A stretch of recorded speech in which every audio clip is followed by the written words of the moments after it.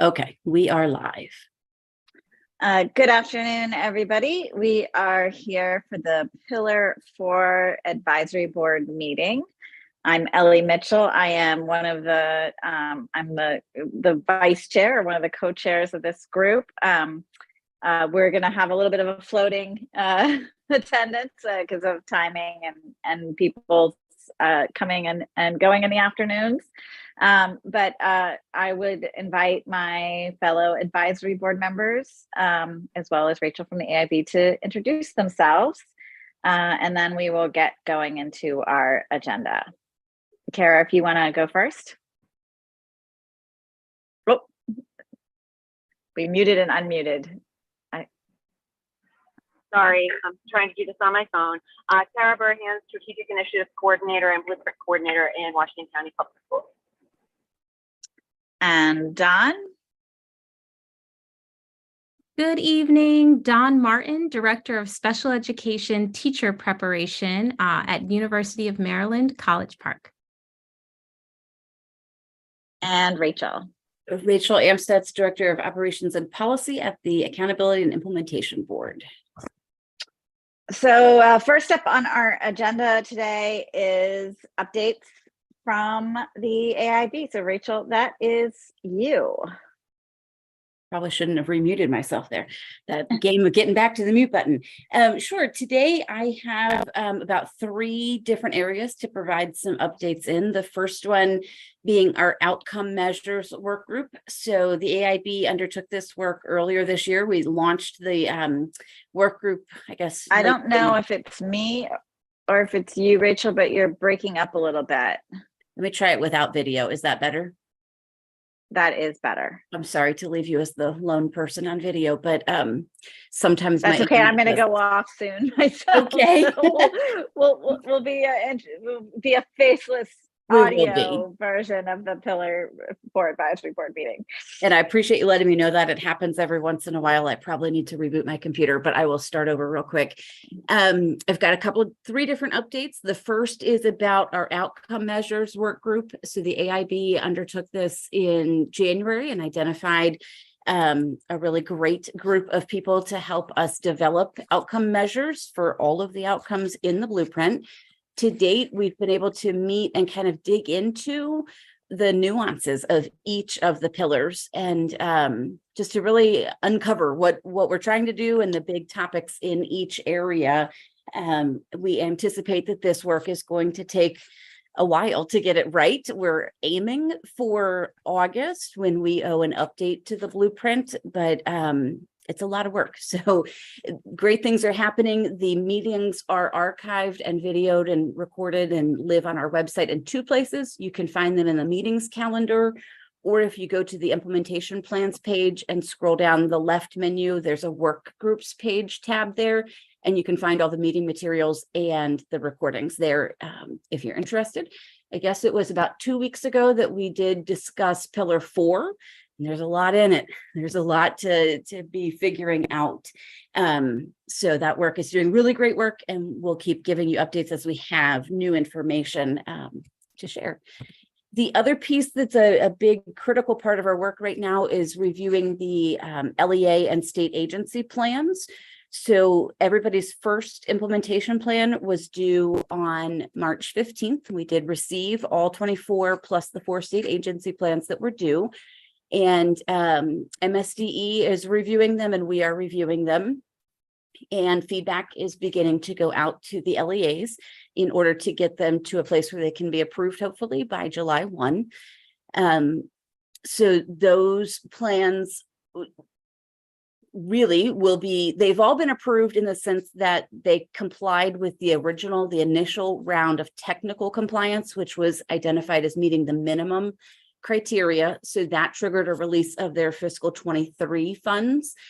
The substantive review is what's underway now that will relate to their fiscal year 24 funds being released, and that those decisions will come with that deadline of July 1st for the plans to be polished and revised so that they are meeting the requirements. The other step of that is that there were 4 state agencies or entities that submitted plans also. So that was the Maryland State Department of Education, the Maryland Higher Education Commission, the Consortium on Coordinated Community Supports, and the CTE committee. I went out of order and almost lost my way there. So those plans we are just now getting ready to review. And one of the things that we'll talk about today is if the Pillar teammates would like to review and provide input, we are very open to that and would appreciate that if people have time to take to divide them up and to review them, or however the advisory committee would like to break that task apart. If you have input to share, we would love to have it back from you. So I think that's it for me in terms of updates. Are there any questions from anybody on the advisory committee for me? Not at this time for me. It looks like we are gaining another advisory board member, but he is still connecting to audio. Hello. Hello, how are you? Hi there. Could you, quick introductions? We just went around right before Sure. Rachel did her updates. Yeah, sure. My name's Dr. Elazar Eusebio. I don't know if I should state my role. I'm a school psychologist with PG County. Perfect. Okay, Thank you. you're welcome. So the next point on our agenda, and Rachel, you'll still be kind of facilitating with us on this, is that the AIB is working on a plan for technical assistance. And today we have the opportunity to weigh in a little bit on what we think some of the TA needs might be, what are some of the dreams you have around technical assistance for Pillar 4 related items. I know that there are some things already kind of listed out in the implementation plans around technical assistance, but I'm sure all of you in your on the ground work, and I'm going to look particularly to Kara here since she's in an LEA right now, kind of directly in that experience. What are some of the things that we think we recommend be on that TA plan and list, dream list for technical assistance? And I can certainly jump in on some of the community schools related things, but I want to open the floor first.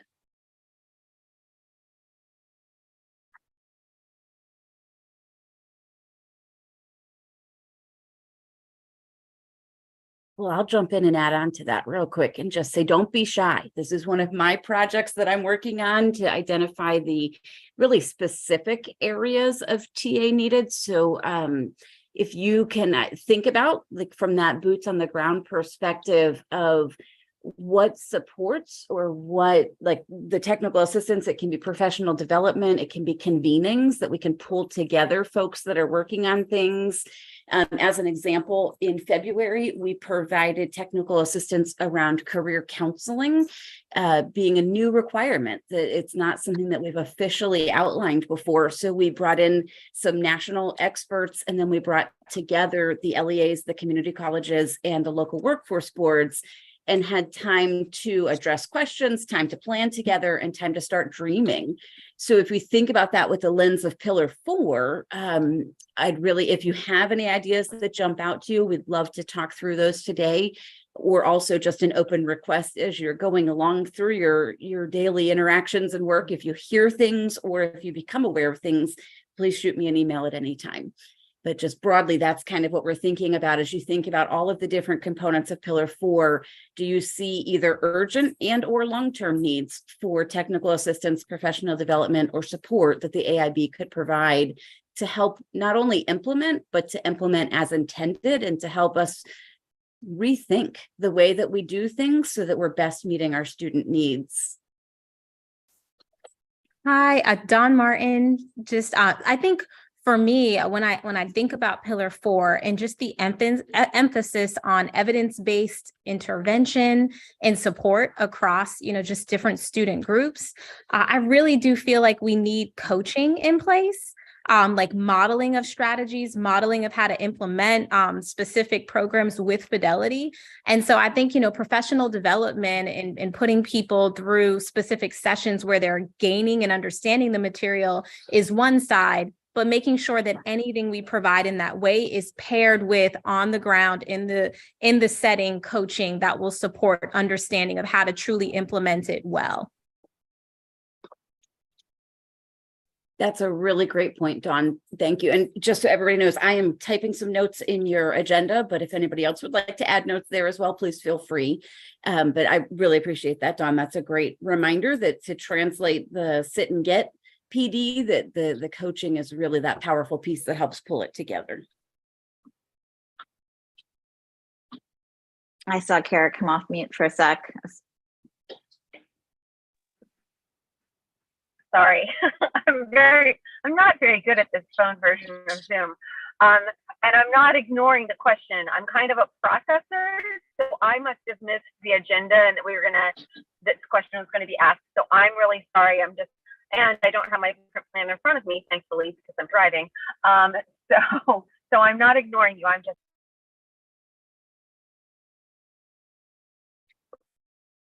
Oh, you just went off mute again. On mute again. I have the same problem with Zoom on the phone. It's very difficult to find your camera and mute button on the Zoom phone version, so I feel your pain.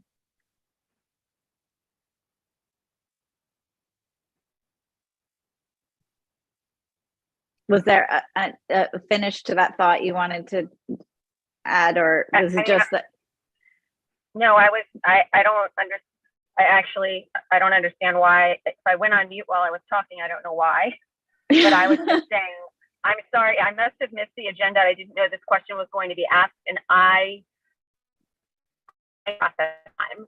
So, and I don't have my blueprint plan in front of me because I'm driving.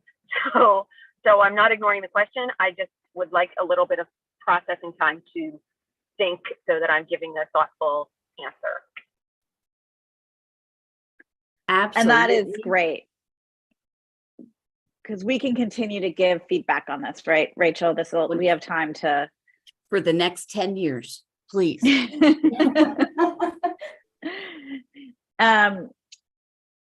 From my perspective on the community schools front, I think really helping districts, principals, and community school coordinators understand the sort of whole picture of community schools.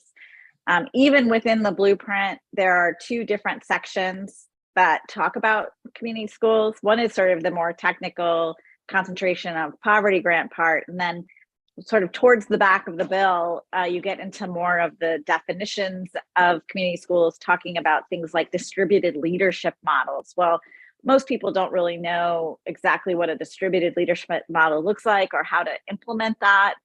I had the benefit of attending a training that was done by the National Center for Community Schools for Howard County recently. I thought Abe Fernandez did an excellent job of really digging into what is that holistic view of community schools.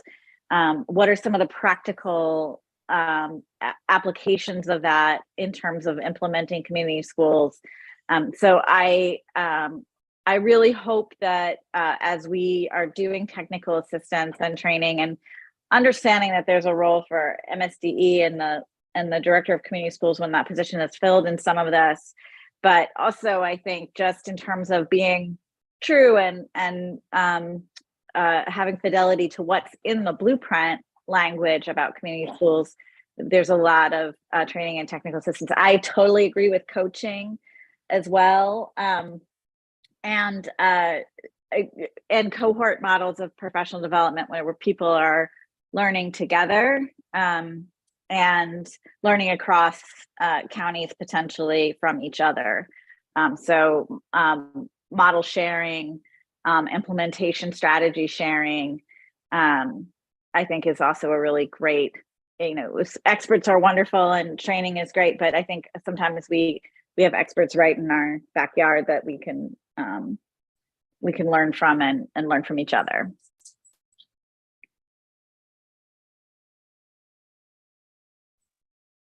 I think that sounds great. And it looks like Elizar has his hand up. Yes. Hey, thank you. I love the idea of the coaching piece as well as across different districts in Maryland.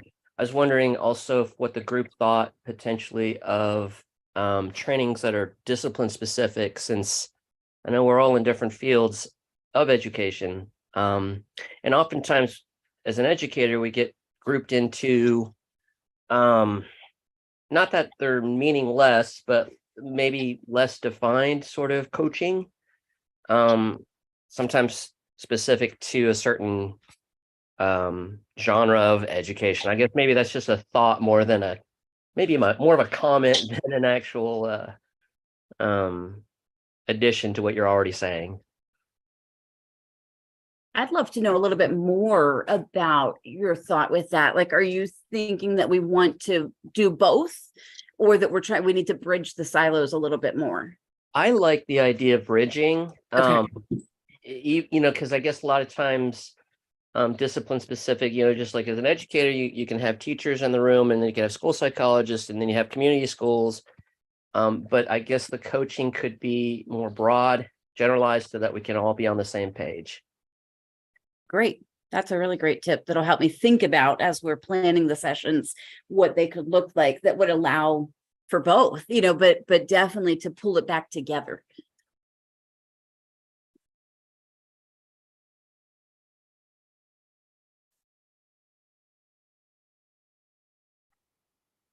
Anyone else around? So it sounds like we all need maybe a little time to think about this question. Rachel, I don't know if you're going to be collecting this in any kind of formal way, like Google Forms or things like that, going forward, or if we should just kind of collectively build this out a little bit. We don't have a Google form for this just yet, but I was told yesterday I'm the queen of Google Forms, so maybe we'll make one. But at the same time, if anybody thinks of anything, or if something hits you and you're like, hey, I really wish that there were time built in or experts brought in about this, feel free to email, or we could even keep it just as a standing agenda item for just a touch in. If anybody has anything that's come to mind, that would work. And then I'll talk to the team about maybe posting something on our website that would be a standing link for anybody to be able to say, hey, it would be helpful to have some support around this topic. Great. Anything else that anybody wants to add on this? We are actually literally, we're maybe 10 minutes ahead, but we're pretty good time here. The next topic, we had brought up in a previous meeting, the issue of forming a special education work group, as is laid out in the AIB's implementation plan. I understand that there are still discussions and negotiations going around this topic. But what we have decided to do, and I want to thank Dawn in particular for agreeing to kind of help head this up a little bit, is that we're going to meet as a small group next Friday at 4 p.m. next Friday, the 5th, Cinco de Mayo, to have a more in-depth conversation about this and make some recommendations with the very positive assumption that there will be a work group, whether it is created by the AIB or by MSDE and staffed. So Thursday, actually it's Friday, May 5th. Right? Am I right? I'm gonna Friday double check. is May 5th, Yes. but I thought you said Thursday. No, Friday, Fri- May 5th, Cinco de Okay. Mayo at 4 o'clock. Okay. So perfect. if you would like to be added to that discussion, it's a small group. You don't have to, but I will make sure that everybody receives an invitation. So that if you want to jump in on that with us, And then we'll bring back our recommendations and thoughts to this larger group as well. But just so that we can move forward with providing input to how that work group might function. And if you have thoughts you want to share right now, please feel free, but otherwise you will have that discussion together Friday, May 5th.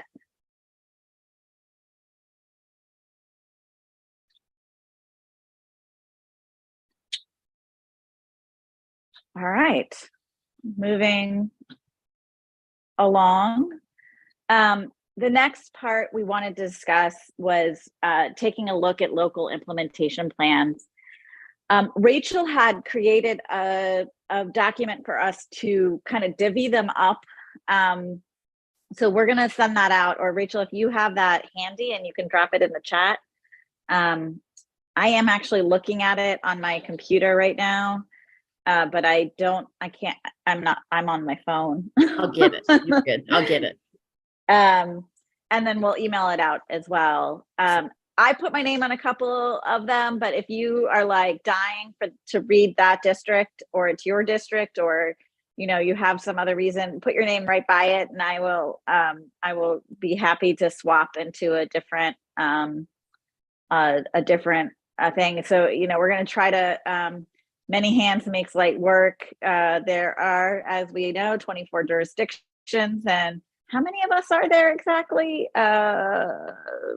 We're missing 6 on each advisory committee. Yep. So, that brings us up to 4-ish districts apiece. I think I put my name on 5 right now. So it would be great. This doesn't have to be intense. You can just review the Pillar 4 parts of the plan. I'm curious, Rachel, if you want to jump in a little bit and say what are some of the things that you're looking for feedback on from advisory board members, and then we can kind of talk what would we be looking for in those as we're looking at the plans themselves. Sure, I can speak kind of broadly. Basically, MSDE and the AIB use the criteria for success to review all of the LEA submissions. And so that is posted on our website, but we can also send that out if folks would like that handy, all in one place with the link to all of the plan submissions. When we're looking at the plans, in this round, we're looking at the content very specifically, and there's kind of some key words like, are they specific? Are they ambitious? Are they thorough? But you don't necessarily need to review it in the manner that the scorers would be reviewing it. But if you review things and you have wonderings, or maybe you are thinking that, hey, there's an idea that could work or that's missing, or if we're open to any input that you think that our AIB members and staff need to be made aware of. So if you read something and it strikes a chord and you just want to share a thought with us, we would really appreciate that, whatever that thought may be. And then we'll make sure that the members and staff have access to that. It kind of ties back to the purpose of the advisory committees. Everybody has this unique lens and this specialty that you bring to the AIB that we don't necessarily all have when it comes to the members and the staff. And so you're going to read these plans and have thoughts that are at a deeper level potentially than our expertise on certain topic areas. So we would really appreciate, any red flags. The educator in me loves to celebrate. So if you see things that are really great models that we should highlight and make known as a really great practice, we would love that as well. But broadly, we're open to any and all feedback that you would like to provide to us. And just as a heads up, I'm going to be transitioning to being mobile. But I did see a question in the chat about what would our time frame be. So when is it most useful to get this information back to you by? So, and Kara, did you want to add anything to that question, or is that the whole question?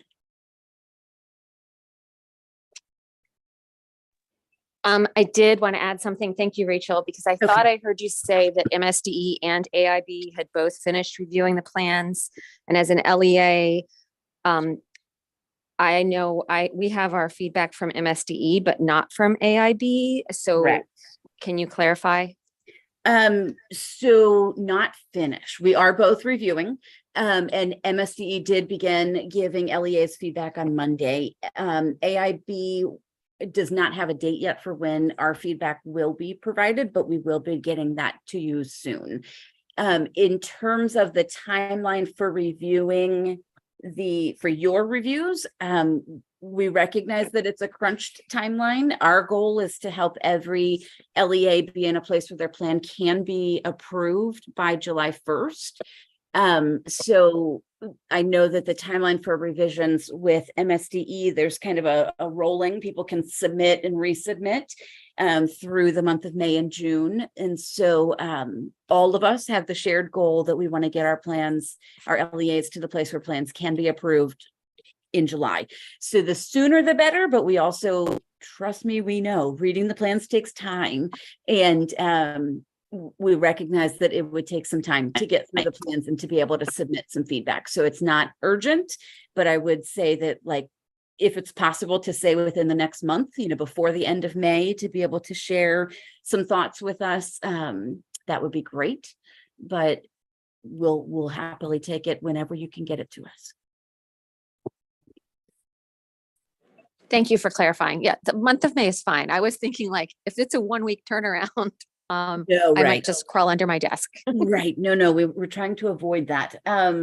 No, take your time, and you can do it in an ongoing way. If you do read one plan next week and you want to submit some thoughts, you don't have to do it all at once.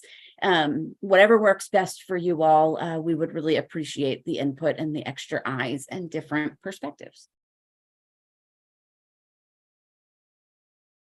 Awesome. Thank you, Rachel, for clarifying. Sure.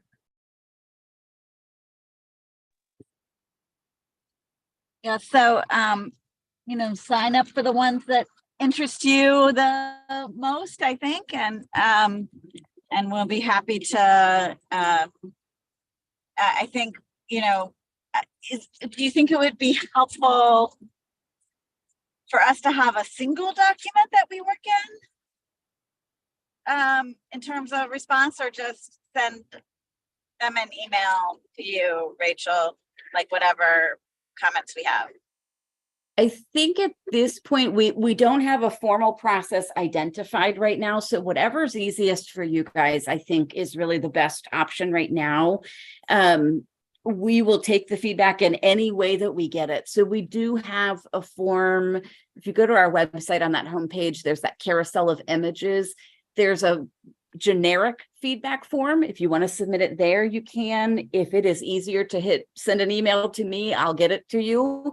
I'll get it reported and shared with everybody and compiled in the feedback, whichever's easiest.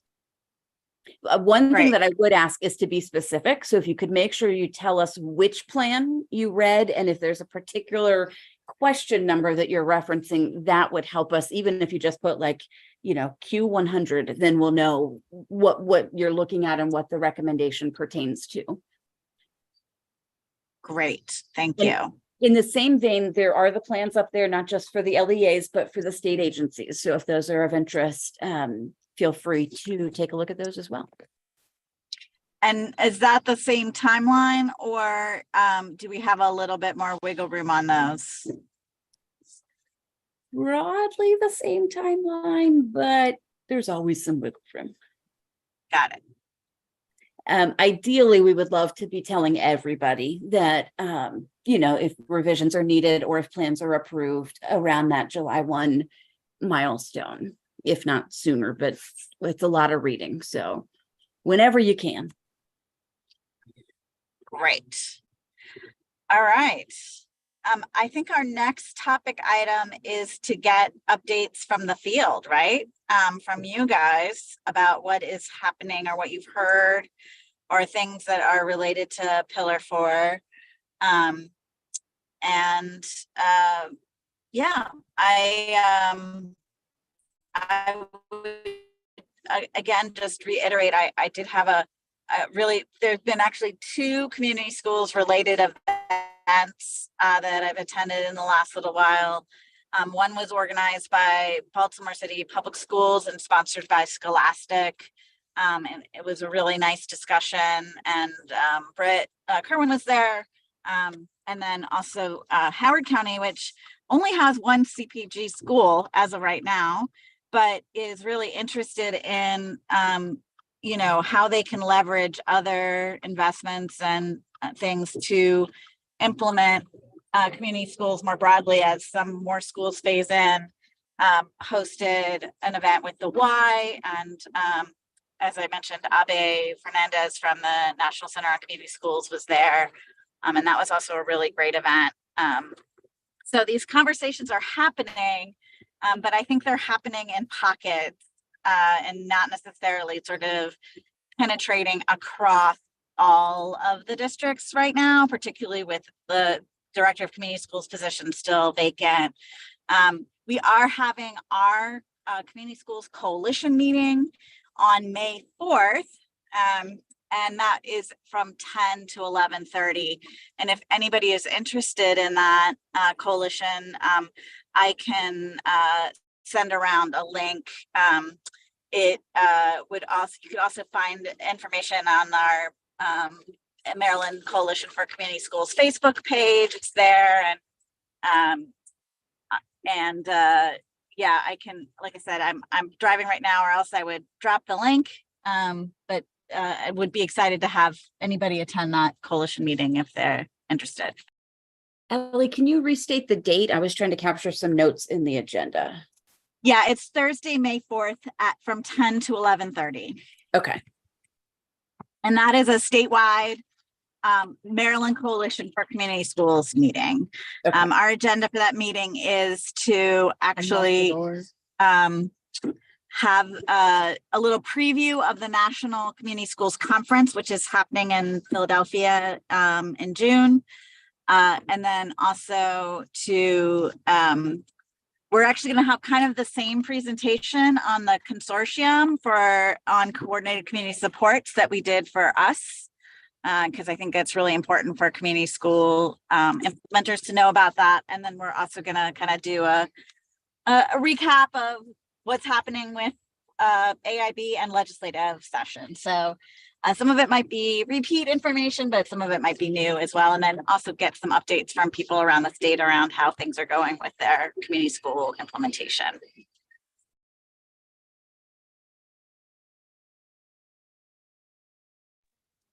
Anybody else have updates or things they'd like to share?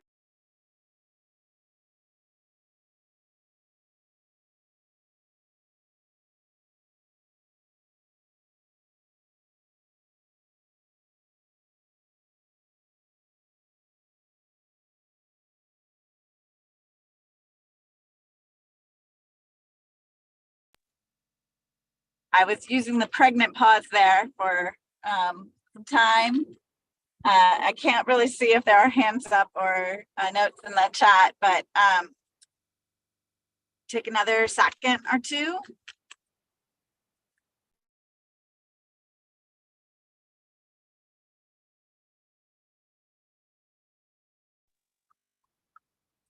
All right, hearing none. I think the next discussion is about what we want to see at our next meeting. One of the things that Rachel and I discussed was getting a presentation, or maybe not a presentation, a speaker representative from MSDE to talk about what's next in terms of the neighborhood tiers approach to counting poverty. Since the legislation that would have made that the new proxy way of how we counted poverty did not pass this session, we are wondering kind of what the next steps will be, how poverty will be counted next school year, and what they might bring back maybe to the legislative session next year around neighborhood tiers. But that was just one idea, and we're open to other thoughts about presentations we could ask for or more information we could gather for our May meeting.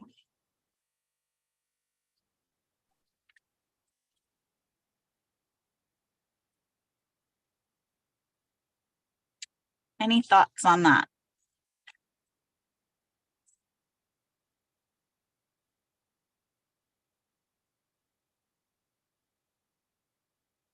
I see it. Kara, is your hand up for that, or was it still up from something else?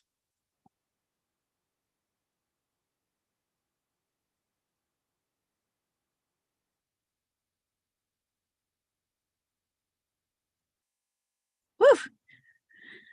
Rachel, am I still being heard? Am I still connected? Sorry, I'm You having a are. hard time navigating this and driving. No, I can't put my hand down from before, so it's still up from before. I'll see if I can help you out on that.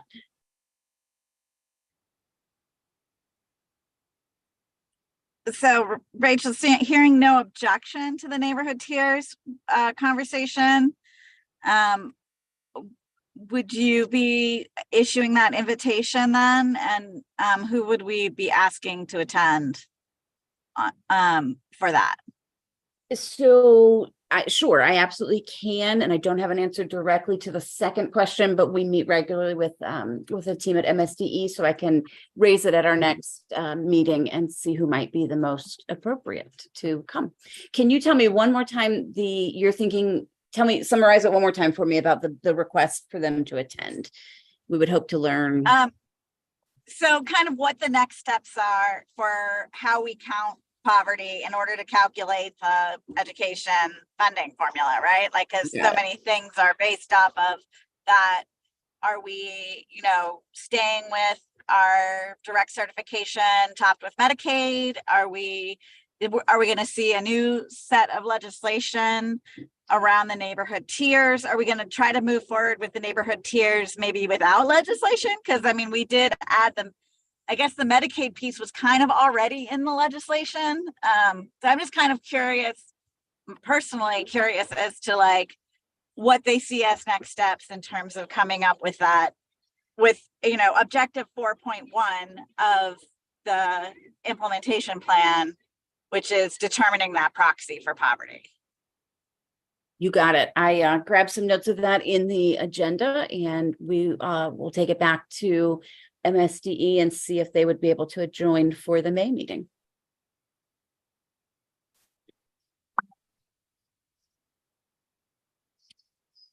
And I think that is our full agenda. Just a reminder that we are the fourth Thursday? Yeah.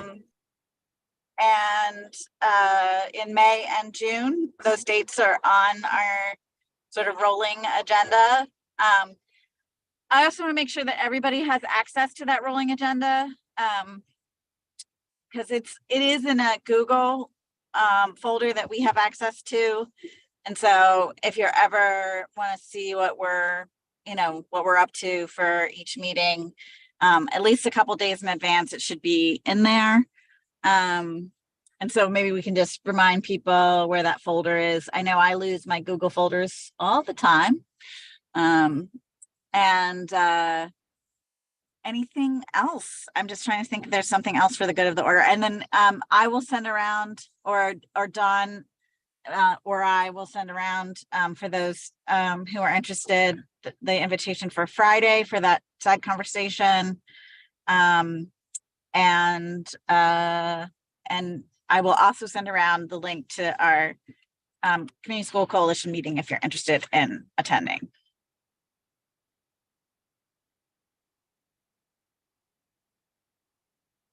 Any and Rachel, you'll send out the link to the sign up for the local plan review. I did send that one. Do you want me to put the link to the agenda in the meeting invite for today, or send it as a separate email? I think if it's in the meeting invite, that would be great. Okay, perfect. I'll do that right now so everybody can access it there. And I believe it's now a reoccurring meeting, so you'll be able to grab it each month to that folder.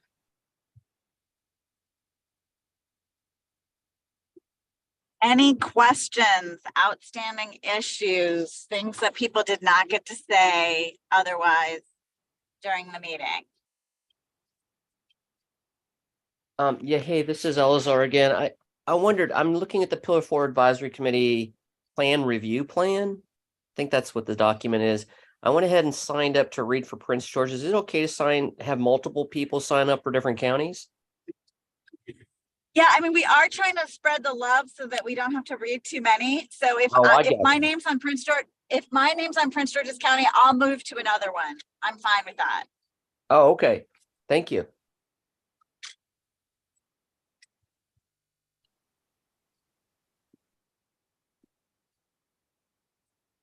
Any other questions? Yeah, if anybody wants any of the ones that I put my name on, I'm happy to switch to another one. I just sort of pick some. And I may read them anyway. In some cases.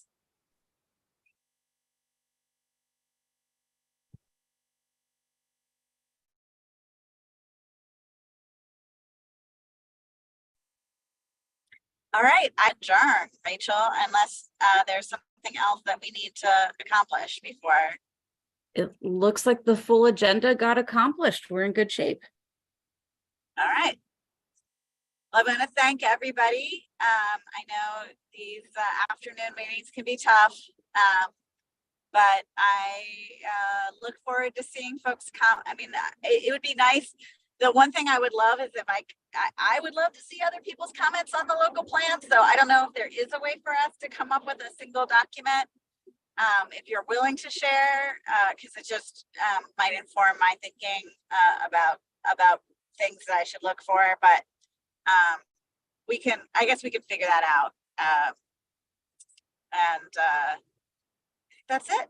So go forth and be merry on this Thursday. Sounds great. Thank you, everybody. Great. Thank you for your time, everyone. Have a great rest of your day.